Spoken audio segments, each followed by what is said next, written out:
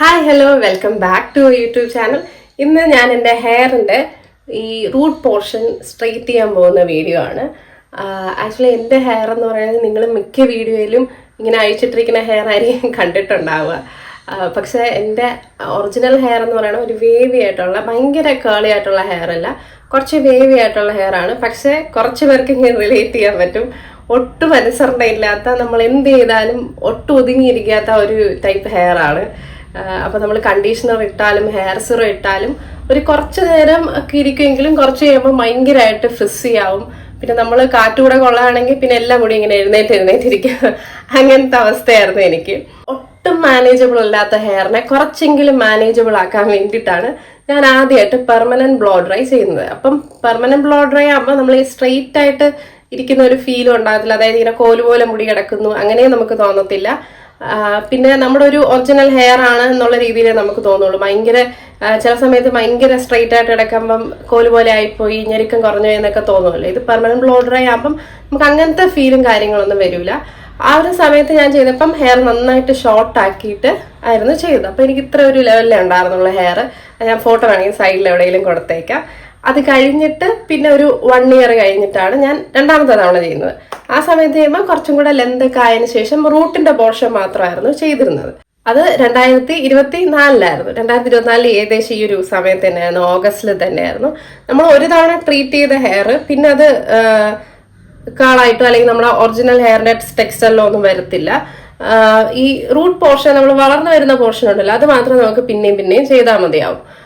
അത് ഒരു നല്ലൊരു ഓപ്ഷനാണ്. എനിക്ക് തോന്നുന്നു എല്ലാ ട്രീറ്റ്മെന്റും അങ്ങനെ തന്നെ ആയിരിക്കും. സ്ട്രെയിറ്റ് ചെയ്താലും നമ്മുടെ ഒറിജിനൽ ഹെയർ വരുമ്പോഴല്ലേ അവിടെ ഒരു നമ്മുടെ ഏതാണോ ഒറിജിനൽ ഹെയർ അത് വരുമ്പോൾ റൂട്ട് മാത്രം നമ്മൾ ചെയ്തു കൊടുത്താൽ മതിയല്ലോ. അപ്പൊ എന്റതും അതുപോലെ തന്നെയായിരുന്നു. സെക്കൻഡ് ടൈം ചെയ്തപ്പം കുറച്ചും കൂടെ ലെന്ത് ഉണ്ടായിരുന്നു. ഞാൻ ഹെയർ അതിന് ശേഷം അങ്ങനെ ഒരുപാടൊന്നും കട്ട് ചെയ്തിട്ടില്ല. സെക്കൻഡ് ടൈം ചെയ്യുന്ന സമയത്ത് കുറച്ച് ട്രിം ചെയ്തത് മാത്രമേ ഉള്ളൂ. അല്ലാതെ ഹെയർ കട്ട് അത്ര അങ്ങനെ ഒരുപാട് ചെയ്തിട്ടില്ല. അങ്ങനെ ഇപ്പം ലെന്ത് ഇത്രയും ഉണ്ട് ഹെയറിന്റെ. അപ്പൊ ഇന്ന് ഞാൻ പിന്നെയും ആ റൂട്ട് പോർഷൻ സ്ട്രെയിറ്റ് ചെയ്യാൻ വേണ്ടിയിട്ടാണ് പോകുന്നത്. അപ്പം റൂട്ട് ഇപ്പം ഏകദേശം 1 ഇയർ കൊണ്ട് ഇത്രയും ലെന്ത് ആയിട്ടുണ്ട്. അപ്പം ഈ ഒരു പോർഷൻ മാത്രമാണ് നമ്മളിന്ന് ചെയ്യുന്നത്. അപ്പം എനിക്കിത് ചെയ്തു തരുന്നത്, അപ്പോൾ ചെയ്തതും എനിക്ക് എൻ്റെ കല്യാണത്തിന് എന്നെ ഒരുക്കിയ ചേച്ചിയാണ്. അപ്പം എൻ്റെ വെഡ്ഡിങ് ലുക്കും അത് കഴിഞ്ഞിട്ട് ഈവനിങ് ഇവിടുത്തെ റിസപ്ഷൻ ലുക്കും ഒക്കെ ആ ചേച്ചി തന്നെയായിരുന്നു ചെയ്തിരുന്നത്. അതിന് ഭയങ്കര ഓവർ പ്രൈസ്ഡ് ആയിട്ടുള്ള ഒരു പാർലറൊന്നുമല്ല, ഭയങ്കര നമുക്ക് അഫോർഡബിൾ ആയിട്ട് ചെയ്യാൻ പറ്റുന്ന, നമ്മളങ്ങനെ ഒരുപാട് പരസ്യങ്ങളിലൊക്കെ കണ്ട് അങ്ങനെ ഫേമസ് ആയിട്ടുള്ള സ്ഥലമൊന്നുമല്ല. നെയ്യാറ്റിൻകരയിലെ നമ്മുടെ കോൺവെന്റ് റോഡിലാണ് ഈ ഒരു പാർലർ ഇപ്പോൾ ഉള്ളത്. അപ്പം ഞാൻ ഇന്ന് ഈ ഒരു പോർഷൻ ചെയ്യാൻ പോവാണ്. അപ്പം അതൊരു ചെറിയ വീഡിയോ ആയിട്ട് എടുക്കാമെന്ന് വിചാരിച്ചു. നെയ്യാറ്റിൻകരയിലുള്ളവർക്കൊക്കെ കുറച്ച് യൂസ്ഫുൾ ആയിരിക്കും എന്ന് ഞാൻ വിചാരിക്കുന്നു. പിന്നെ അന്ന് ചേച്ചി ചെയ്ത മേക്കപ്പ് ലുക്കും ഒക്കെ അടിപൊളിയായിരുന്നു. എനിക്കന്ന് ഷോർട്ട് ഹെയർ ആയതുകൊണ്ട് ഫസ്റ്റ് വെഡ്ഡിങ് ലുക്കിൽ എക്സ്റ്റൻഷനൊക്കെ വെച്ച് കേളൊക്കെ ചെയ്ത് മുടി അഴിച്ചിട്ട ഒരു ലുക്കായിരുന്നു അത്. എല്ലാവരും കണ്ടിട്ടുണ്ടാവും, ഈ നമ്മുടെ ചാനൽ സബ്സ്ക്രൈബ് ചെയ്തിട്ടുള്ളവരൊക്കെ കണ്ടിട്ടുണ്ടാവും വെഡ്ഡിങ്ങിന്റെ വീഡിയോയും കാര്യങ്ങളൊക്കെ. അതൊക്കെ ഈ ചേച്ചി തന്നെയാണ് ചെയ്തു തന്നത്. അപ്പോൾ നമുക്ക് അവിടെ എത്തിയിട്ട് വീട്ടിലില്ല, അതുകൊണ്ട് ബസ്സിൽ തന്നെ പോകണം. വീട്ടിൽ നിന്ന് കുറച്ച് ദൂരം നടക്കാനുണ്ട് ബസ് സ്റ്റോപ്പിലോട്ട്. അപ്പം ബസ് വരണവരെ വെയിറ്റ് ചെയ്ത് കയറി പോകേണ്ടി വരും. എന്നാലും കുഴപ്പമില്ല, ഇന്നിപ്പോൾ നടന്നില്ലെങ്കിൽ പിന്നെ നടക്കില്ല, അതുകൊണ്ടാണ്. ഐഫോണിൽ ഞാൻ ശരിക്കും ഇങ്ങനെ ബാക്കിലോട്ട് തിരിച്ച് വെച്ച് വീഡിയോ ഒന്നും എടുത്തിട്ടില്ല. എൻ്റെ ഫേസ് കാണാം എന്ന് ഞാൻ വിശ്വസിക്കുന്നു. ഇനി പോകുന്ന വഴിക്ക് പ്രത്യേകിച്ചൊന്നും പറയാനില്ല, അതുകൊണ്ട് വീഡിയോസ് ഒന്നും എടുക്കുന്നില്ല. അവിടെ എത്തിയിട്ട് ബാക്കിയൊക്കെ കാണാം കേട്ടോ. പിന്നെ ഉള്ളത് എൻ്റെ ഈ ഒരു ലെന്തിൽ 2500 ആണ് റേറ്റ് വരുന്നത്. അപ്പോൾ ഓരോ ഹെയർ ടൈപ്പ് അനുസരിച്ചും പിന്നെ പുതുതായിട്ട് ചെയ്യുന്നവർക്കും പിന്നെ ലെന്തൊക്കെ വെച്ചിട്ട് ഈ റേറ്റൊക്കെ വ്യത്യാസം വരാം. അത് നിങ്ങൾ നേരിട്ട് തന്നെ പോയി അന്വേഷിക്കുക. ഞാൻ സ്ഥിരമായിട്ട് ഇവിടെ നിന്നാണ് ചെയ്യുന്നത്. പിന്നെ ഞാൻ ചെയ്യുന്ന എൻ്റെ ഹെയറിന് ഓക്കെ ആണെന്ന് വെച്ചിട്ട് എല്ലാവർക്കും ഓക്കെ ആണെന്നില്ല. അതൊക്കെ നിങ്ങൾ തന്നെ നോക്കിയിട്ട് ഏതാണോ ബെറ്റർ അത് ചെയ്യാം. ബസ്സിന് ഒരുപാട് നേരം വെയിറ്റ് ചെയ്യേണ്ടിയൊന്നും വന്നില്ല. വേഗം തന്നെ ബസ് കിട്ടി. അവിടെ നേരെ ബസ് സ്റ്റാൻഡിലെത്തി. ബസ് സ്റ്റാൻഡ് എത്തിക്കഴിഞ്ഞാൽ പിന്നെ കുറച്ച് ദൂരം നടക്കേണ്ടതേ ഉള്ളൂ. എല്ലാവർക്കും അറിയായിരിക്കും, അതായത് ഇവിടെ ഉള്ളവർക്ക് അറിയായിരിക്കും. കോൺവെന്റ് റോഡിലോട്ട് നമ്മൾ തിരിയുന്നതിൻ്റെ അവിടെ മുകുന്ദൻ സ്റ്റുഡിയോ എന്ന് പറഞ്ഞൊരു സ്റ്റുഡിയോ ഉണ്ട്. അതിൻ്റെ മുകളിലായിട്ടാണ് ഞാൻ പോകുന്ന ഈ ഒരു പാർലർ വരുന്നത്. പ്ലഷ് എന്നാണ് അതിൻ്റെ പേര്. വെയിറ്റിംഗ് ടൈം ഒഴിവാക്കാനായിട്ട് ഞാൻ സാധാരണ വിളിച്ചു ചോദിച്ചിട്ടാണ് വരാറ്. അപ്പോൾ ഇന്നും വിളിച്ചു ചോദിച്ചിട്ടാണ് വന്നത്. അതുകൊണ്ട് വേറെ കസ്റ്റമർ ആരും ഉണ്ടായിരുന്നില്ല. അപ്പോൾ ഇവിടെ എത്തി. ഇനി നമ്മൾ നേരെ ഹെയർ ചെയ്യാൻ തുടങ്ങുവാണ്. ഫസ്റ്റ് നമ്മുടെ നോർമൽ ഹെയർ വാഷാണ്, ഷാമ്പൂ ഇട്ടിട്ട് ചെയ്യും. അത് കഴിഞ്ഞിട്ട് അതൊരു ഹാഫ് ഒന്ന് ഡ്രൈ ഡ്രയർ വെച്ചിട്ട് അത് കഴിഞ്ഞിട്ടാണ് നമ്മുടെ ക്രീം അപ്ലൈ ചെയ്യുന്നത്. മൈൽഡ് വെറ്റായിട്ടുള്ള ഹെയറിൽ ചെറിയ ചെറിയ പോർഷനായിട്ട് എടുത്തിട്ടാണ് ക്രീം അപ്ലൈ ചെയ്യുന്നത്. നമ്മളിപ്പം അപ്പർ പോർഷൻ മാത്രമല്ലേ ചെയ്യുന്നുള്ളൂ, അപ്പോൾ അവിടെ മാത്രമേ ക്രീം അപ്ലൈ ചെയ്യുള്ളൂ, ലോ പോർഷനിലോട്ട് അപ്ലൈ ചെയ്യത്തില്ല.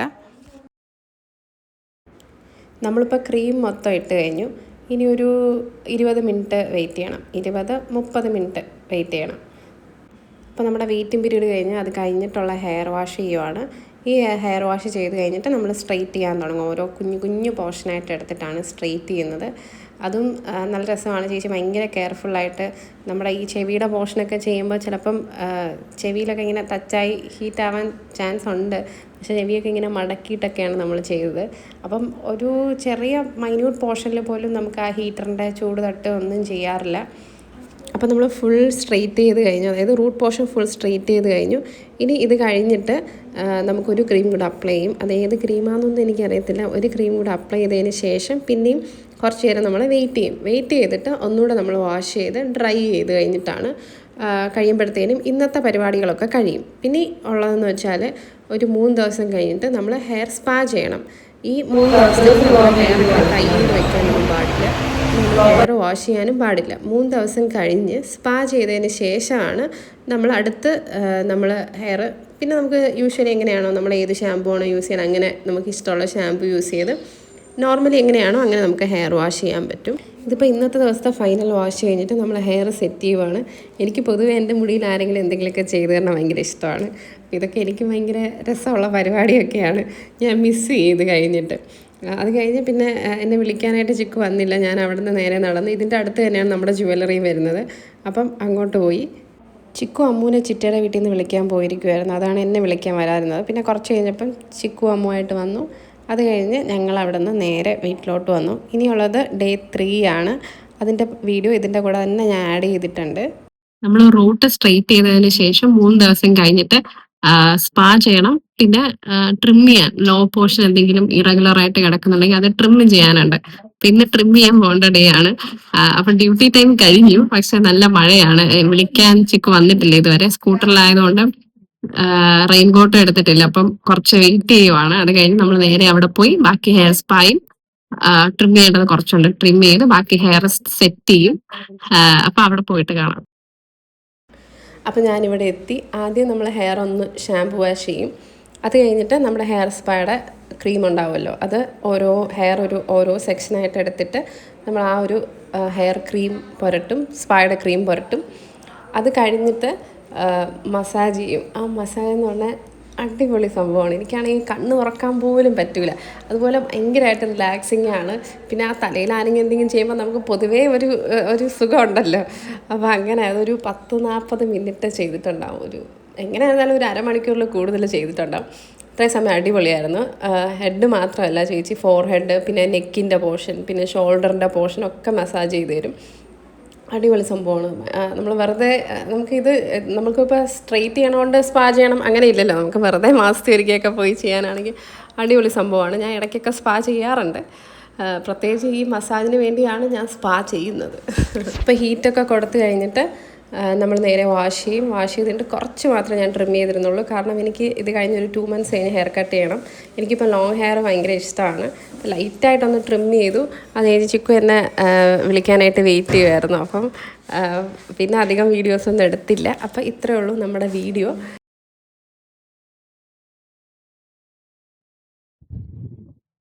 അപ്പോൾ നമ്മുടെ ഫുൾ പരിപാടി കഴിഞ്ഞ് ഇറങ്ങിയിരിക്കുവാണ്. നമുക്ക് അപ്പോൾ ഇത്രയേ ഉള്ളൂ ഇന്നത്തെ വീഡിയോ. ഇഷ്ടപ്പെട്ടെങ്കിൽ ചാനൽ സബ്സ്ക്രൈബ് ചെയ്യുക, വീഡിയോ കാണുക. വെട്ടമൊക്കെ കുറച്ച് കുറവാണ്, ഞാൻ ഇവിടെ നിന്ന് ഇറങ്ങിയതേ ഉള്ളൂ, കുറച്ച് തിരക്കായിപ്പോയി. അപ്പം ബൈ.